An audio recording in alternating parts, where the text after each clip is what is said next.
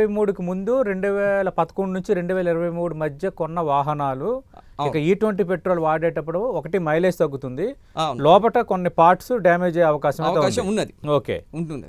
మరి దానికి సరే ఇప్పుడు ఇలా జరుగుతుంది, మనం దీనికి ఇన్సూరెన్స్ కంపెనీలు మరి రెస్పాండ్ అవుతాయా? ఎందుకంటే మనం ఇన్సూరెన్స్ చేసుకుంటాం, మీరైనా నేనైనా ఒక కారు 2 వీలర్ కొంటున్నాం, ఇన్సూరెన్స్ అనేది మస్ట్. మరి ఇప్పుడు ఈ విధంగా E20 వాడకం వల్ల 2023 ముందు 2011-23 మధ్య వాడే వాహనాలకు ఇబ్బంది అవుతుంది కాబట్టి వాళ్ళు ఇన్సూరెన్స్ వాళ్ళు ఏమన్నా పాజిటివ్ రెస్పాండ్ అవుతారా? ఇన్సూరెన్స్ వాళ్ళు ముందే చెప్పేశారు మాకు దీంతో సంబంధం లేదని. ఓకే, వాళ్ళకు దీని క్లెయిమ్ ఇవ్వమని చెప్పేశారు. గవర్నమెంట్ కూడా ఇవ్వదు. ఓకే, దీనికి అటువంటి ఇది ఏమి ఇవ్వదు కాబట్టి ఇంకా ప్రజలు ఈ విషయంపై ఎప్పటికప్పుడు ఈ మెకానిక్ సంప్రదించుకోవడం ద్వారా చేసుకుంటుండాలి.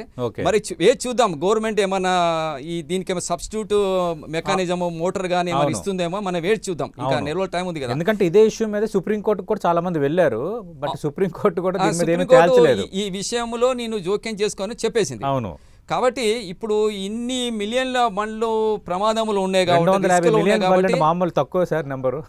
కాబట్టి బహుశా వీళ్ళందరికి కోసము ప్రభుత్వం ఏమైనా తప్పనిసరిగా వాళ్ళకి ఏదో మార్గం చూపించి వీళ్ళని రక్షిస్తుంది, ఏమి బాధపడని అవసరం. అవును, ఇప్పుడు మా ఆఫీసులో పనిచేస్తున్న వాళ్ళకి చాలా మందికి 2023 ముందు బైకులు కార్లు అన్నీ ఉన్నాయి. ఇప్పుడు వాళ్ళు E20 వాడడం వల్ల ఒకటి మైలేజ్ తగ్గుతుంది అన్నది ఒకటి, రెండోది లోపలి పార్ట్స్ పాడవుతాయంటే మరి వాళ్ళకి ఏం చేయాలి అన్నది కొంచెం సమస్య. ఎందుకంటే అందరూ కొత్త బండి కొనుక్కునే అవకాశం లేదు, దానికి వే అవుట్ ప్రభుత్వమే చూపిస్తుందని మనం ఆశిద్దాం. అది కానీ ఇది మంచి మార్పు, ఇది అదే మార్పు మంచిదే, మరక మంచిదే అన్నట్టుగా మార్పు మంచిదే. కానీ ఈ సమస్య ఉంది, 2023 తర్వాత కొన్ని వాళ్ళు అందరూ లేరు కదా, లేదు ఈ వాహనాలు కొన్ని వాళ్ళని ఏ విధంగా అడ్రస్ చేస్తారన్నది ఇప్పుడు ఇంపార్టెంట్. ఇంతవరకైతే ఏం చెప్పలేదు గవర్నమెంట్. అవును, చెప్తుందని ఆశిస్తాం.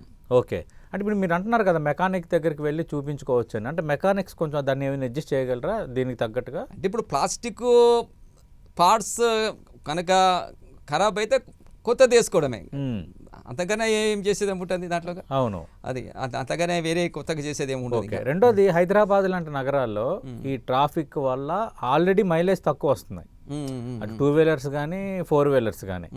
ఇంకా E20 వాడడం వల్ల ఇంకా మైలేజ్ తగ్గితే అంటే పాత వాహనాలకు అది అయితే ఇంకోటి ఏంటంటే మన దేశంలో వాహనాల లైఫ్ స్పాన్ 15 సంవత్సరాలే. అవును సార్, అవును 15 సంవత్సరాలే. కాబట్టి ఇప్పుడు 2023 ముందు కొన్నవి ఏ విధంగానైనా సరే దాన్ని అయిపోతాయి, కొనసాగించాలి వాళ్ళు.